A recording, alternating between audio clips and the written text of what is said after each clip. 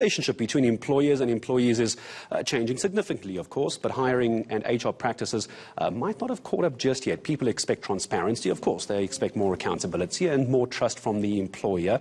And the employee needs more than just the technical skills. We all know what our degree looks like, but they must be able to think creatively, collaborate effectively, and adapt even quicker. According to the LinkedIn Annual Global Talent Trends Report, this is from last year, soft skills are now the #1 in demand for skills. What in the world is a soft skill? We're about to find out. The report also is saying creativity is one of those soft skills that are very short supply. Let's speak to an expert on this. I'm joined on the show this morning by Mr. Katz, the CEO of Boston City Campus and Business College. Mr. Katz, good morning. Morning. Good to have you with us. Thanks what in the for world inviting. is a soft skill? Well, as you said, it's part of creativity, it's collaboration, it's time management, planning, all those skills. And as you mentioned, I mean, the technical skills are what's going to get you shortlisted for an interview. But at the end of the day, to clinch that interview and to be successful on the job, you're going to need to show a synthesis of both your technical skills, which are at this stage, as you mentioned, a given, and the soft skills that you're able to bring to the party. Because today it's about the synthesis of both soft skills and technical skills. I'm glad you used the word synthesis, because I don't want someone at home who's about to start getting into the job market going, great, I don't need a degree. I can just be creative and talk a lot. That's not what this is. No, absolutely. I think statistics show that if you look at the unemployed population of South Africa, less than 10% of those people are people who've got a degree. So certainly a degree and a further education definitely enhances your prospects of actually getting employed. But to keep that job in today's world, with the fast-changing world where people are innovating by the minute, I mean, if you think about it, 10 years ago, Netflix didn't exist, Uber didn't exist. And so today it's about creativity, it's about collaboration, it's about being able to bring those soft skills in synthesis with your technical skills. So we spoke about creativity being one of those soft skills. Is there like a top 3, a top 5? Someone watching now can go, oh, actually, I might have that. I don't think there's a top 3 or a top 5, but I think creativity and innovation are certainly up there. However, I think what's important for people to realize is that often people think of soft skills as part of the gene pool. I was either created with them, I was born with these soft skills, or I don't have them. And that's certainly not true. We can learn things like time management, planning, collaboration, even innovation and creativity can be taught and challenged and brought out into the best of people. And it's not something part of the gene pool.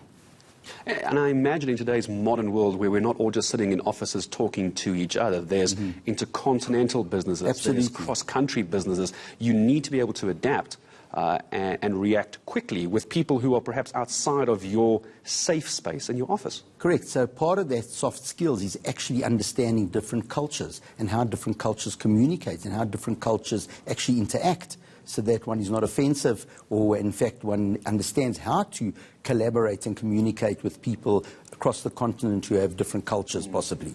And when it comes to, I mentioned the HR process. The HR process is you apply for a job, you come for an interview, here's my CV, I have a degree in ABC, but beyond that, from the company perspective, Ari, how does a company try and bring that out in people? Because obviously you've got to get a job done.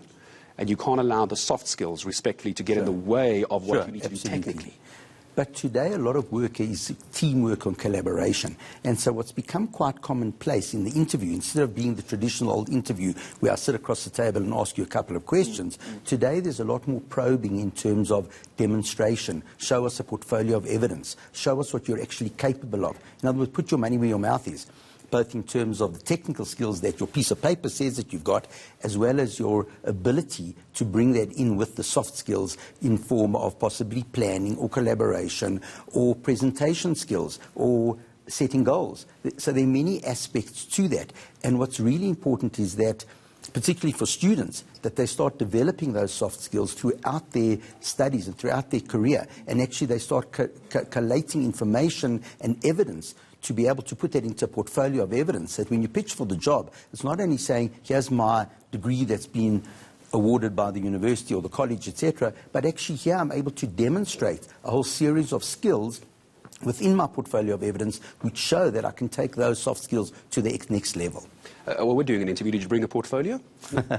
I'm glad you mentioned students. I'll tell you why. Because now, how far back in one's schooling do you need to start, A, as a student? Obviously, the student has first priority to make yourself available to adapt and be creative, put yourself in those spaces.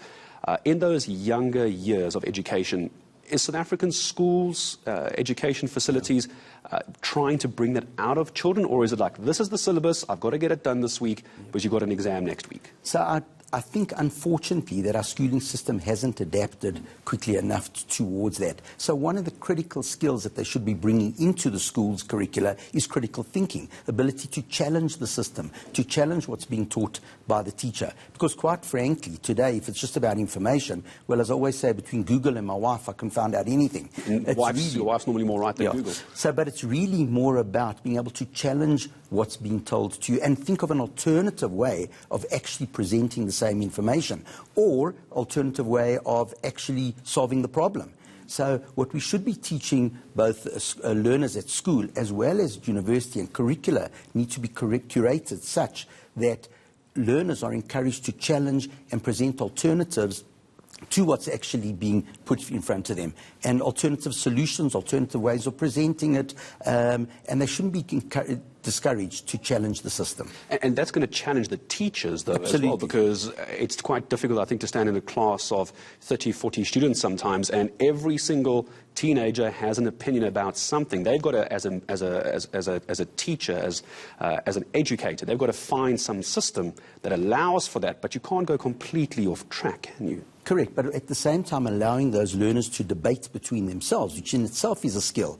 And so, yes, I think the teaching methodology is going to have to change quite significantly, and it's going to require a lot more challenge from the teacher than the old curricula where you was presented with the curricula, you presented the information, you arrived at the examination, just repeated what you were told.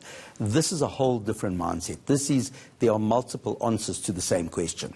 And I imagine at Boston Business College, that's something you are now starting to bring in, which might be quite different. I mean, I studied at Boston many years ago, and I want to say it wasn't there. Perhaps it just wasn't obvious to me at the time, but I imagine these years later in this conversation, this is something that Boston Business College is doing.